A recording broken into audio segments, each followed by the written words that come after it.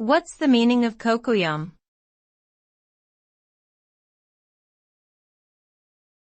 Cocoyam.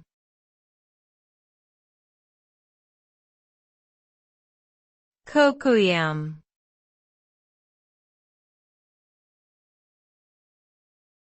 Cocoyam.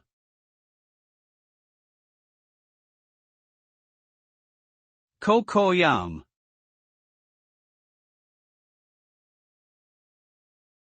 Cocoyam is the common name for a starchy root crop that is widely cultivated in tropical regions. It is known by many other names including taro, dasheen, and edo. The plant is valued for its nutritious corms and leaves, which are used in a variety of ways including cooking, medicine, and as animal feed.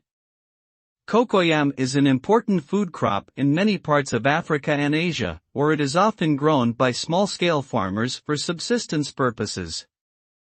The root crop is a good source of carbohydrates, vitamins, and minerals, and is commonly boiled, roasted, or fried before being consumed.